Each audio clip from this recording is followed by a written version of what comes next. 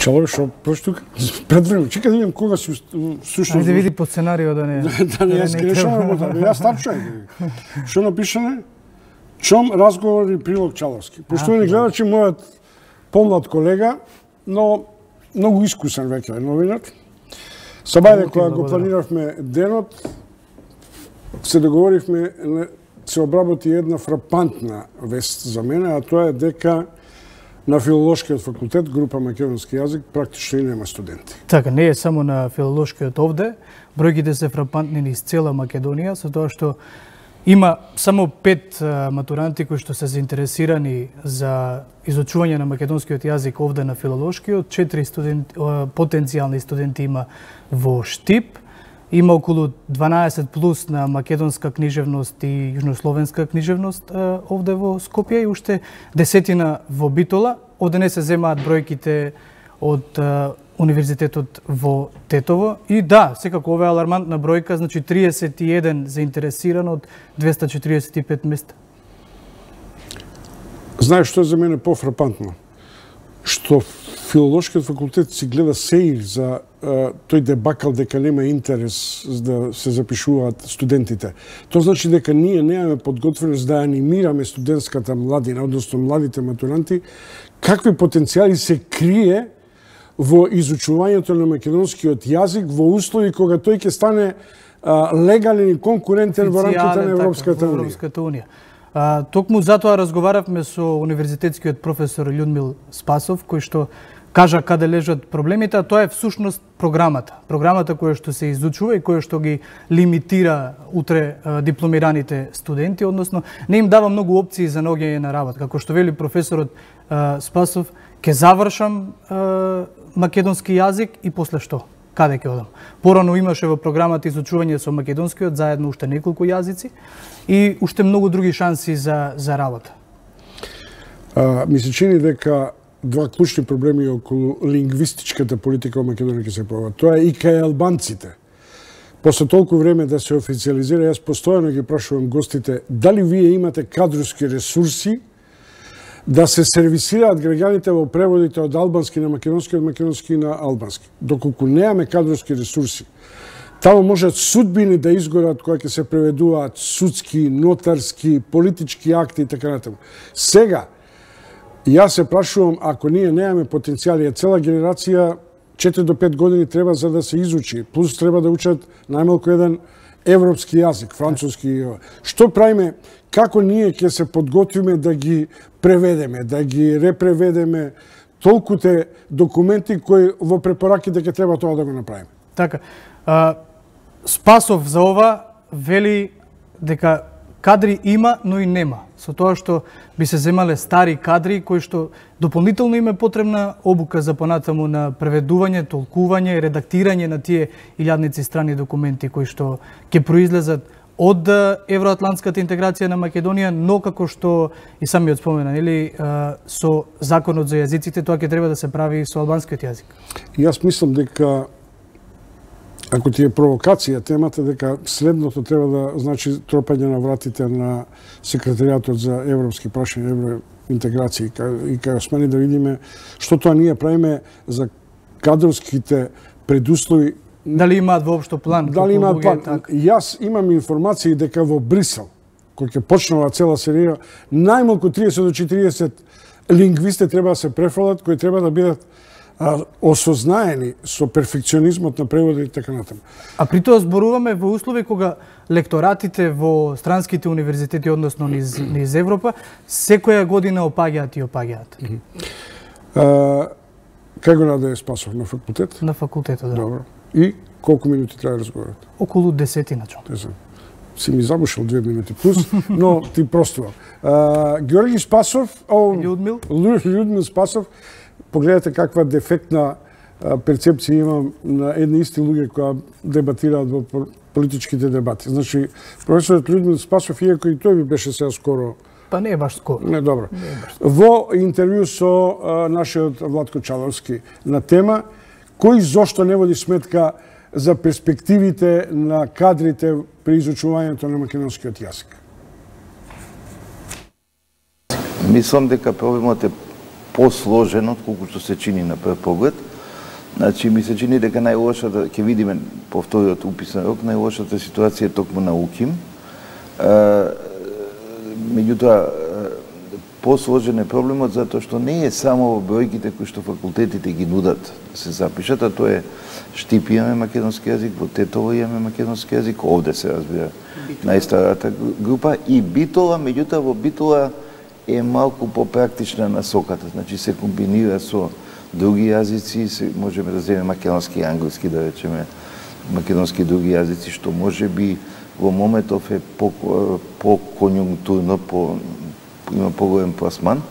И сега, зошто е сложен проблемот?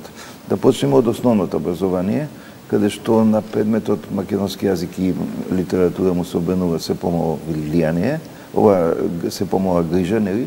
И се помала привлечност на самите ученици, потоа во средното и на крајот во високото. Тоа е одраз на сето на што претходно се случува. Второ, да се замислиме, да ги видиме бројките, исто така се поразителни на бројот на запишаните ученици во прво одделение, од година на година се намалува, што значи дека нашите мали деца заедно со своите родители одат некаде надвор од нашата држава, да живеат и да работат и да изучуваат некој друг јазик. И трето, атрактивноста на програмите. Значи, ми се чини, ја тоа сум го изјавил вчера, се провери себе си во 2015 година, дека програмите треба да се актуализираат, да се подноват, да бидат попрактични, да бидат попривлечни за самите ученици и да бидат една... Од основно образование? Не, и од основно и од средно, меѓутоа особено она што ние нудиме како факултети, треба да бидат такви што еден наш завршен студент ќе може да работи повеќе работи.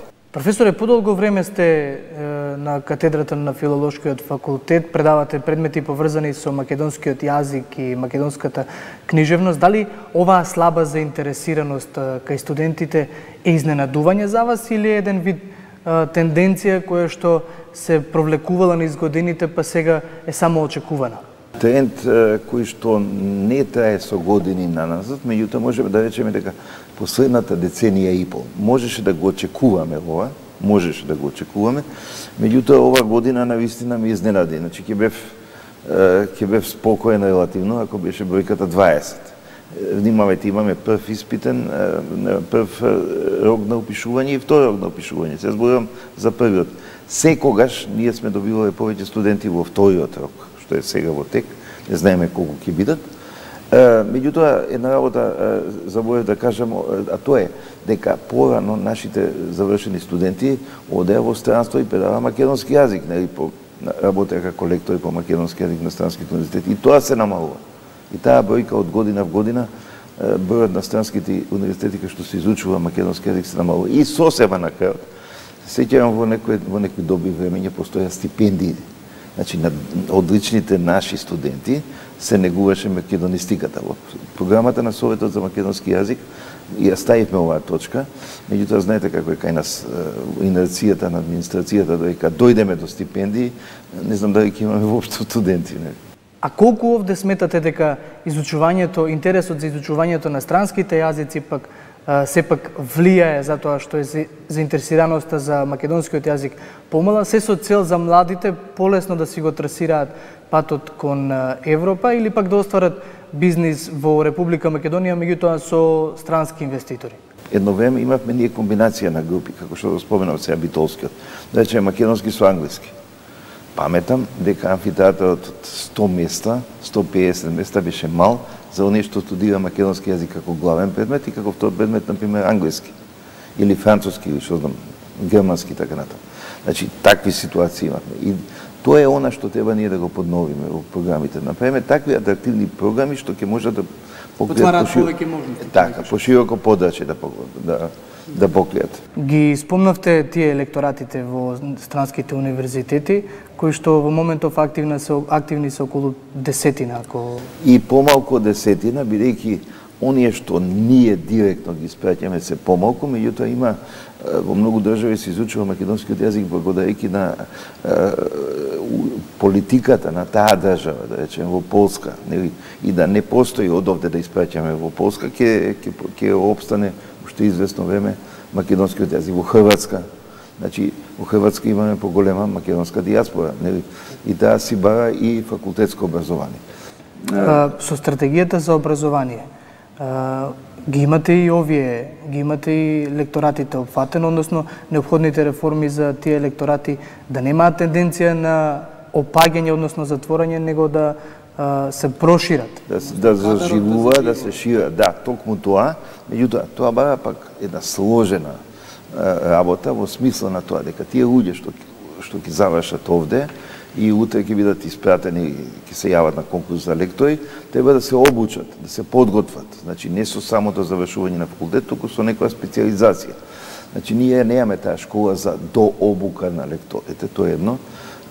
Второ, немаме организиран пристап. Ние треба да лобираме на странските универзитети, значи, кај што се изучува славистиката, да ги привлекуваме тамошните професори, да им нудиме научна соработка со нас, педагошка соработка и така натаму, да создадеме своји луѓе кои што не се македонци, ама кои што ќе се грижат за македонскиот јазик. Во добар смисла на зборот морам да го споменам случајот со Словенија, кој што има специјален центар за словенечки на странските универзитети, случајот со Хрватска, каде што има хрватски јазик, значи специјален центар за хрватскиот јазик на странските универзитети и во последно време и случајот со Србија. Значи се грижат за своите странски лекторати до максимална можна мера. Не е само книги да се испратат или цедиња, сега има интернет, може и поинаку да се испрати, туку едноставно да се поврзат тие луѓе кои што се странци, кои што се занимаваат со соодветниот јазик, да се приближат кон својата, да речеме, матица до својот втори јазик, македонскиот, словенечкиот, хрватскиот, српскиот и така натаму. Професоре, ни предстои референдум. Референдум кој што треба да ја отвори евроатлантската перспектива на Македонија со евентуална ратификација на тој договор од Преспа, за кој што владата пак вели дека македонскиот јазик е меѓународно зачуван и признаен веќе со овој договор. Тоа повлекува со себе евроатлантските интеграции, со себе привлекуваат и преводи на најразлично законодавство од Европа, како и многу бирократија. Тука треба да се инволвираат многу лектори, многу преведувачи, многу книжевници. Има ли Македонија доволно кадар за да го направи? Значи, вака како сега што стоиме и со овој број на запишани, ќе нема. Меѓутоа има од претходна етапа. Не знам дали знаете, во еден претходен циклус, многу документи од Европската Унија, почнувајќи само од почетните, нели, кога беше заедница, нели, за јаглен и железо, се преведоа на македонски стандарден јазик, а сега уште повеќе. Илјадници страници станува. Знам, значи јас сум лекторирал од оној првиот период, па најмалку едно 500 страници, мислам на времето, 50 на години. Јас имам напишано 50 на година на статија, значи на научна работа, во која што го кажувам дека македонскиот јазик час поскоро заедно со државата треба да стане официјален јазик во Европската Унија и ова што го кажува владата е сосема точно. Тогаш македонскиот јазик без задршка ќе биде прифатен на многу повеќе странски универзитети, бидејќи еден од официјалните јазици на Унијата. Унијата е шанса за официјализирање и пласман на македонистиката воопшто. Ама целиот процес да се обработат тие документации, дали имаме доволно луѓе? Значи, во принцип имаме, но и немаме, имајќи предвид дека луѓето стареат и дека се помалку запишуваме, нели? Меѓутоа мораме да ги направиме овие студии поатрактивни. И во таа смисла, зошто? Да нема, например, некој предмет кој што ќе биде факултативен или не знам каков, јазичната политика во Унијата, во Европската Унија, и така натаму, и така натаму. Значи, да ги подготвиме децата, нашите студенти, мислам децата, младината, за следната етапа од развојот од животот на државата и развојот на државата. Да, точно е дека шансата на македонскиот јазик во Европската Унија е огромна. И не само тоа. Шансата да се кренат посмело македонците што се наоѓаат надвор од Република Македонија, не ги споменам да државите, ги знаеме сите, се многу поголеми, бидејќи настапуваат како се борат, настапуваат, се грижат за еден од јазиците на Европската Унија. А тоа е индивидуално и колективно право загарантирано во Европската Унија. Не е тоа лесен процес. Меѓутоа, тука е шансата на вистина. И тука е можеби шансата дека ќе добиеме и повеќе студенти, кои што ќе видат поголема перспектива. Професоре, ви благодарам за одвоеното време. Ви благодарам и вам. Тоа беше разговорот на нашиот Чаловски со професор Спасов околу парадоксот на македонската национална самобит. Нит млади деца се раѓаат во Битола Источна Македонија, ниту пак има интерес за изучување на македонскиот јазик. Толку околу чување на внатрешната самобитност на македонците, македонскиот јазик и идентитет. Сега следува кујна.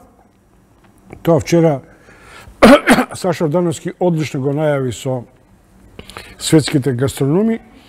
А мојот прв печаток е дека ова нова телевизиска звезда која ги подготвува нашите јадења, која не е професионален кувар, има исклучителен нерв како тоа да го соопшти. Погледате кујната, а за една друга политичка кујна, од која ќе ја формирам концептот на Чуму како граѓанска работилница.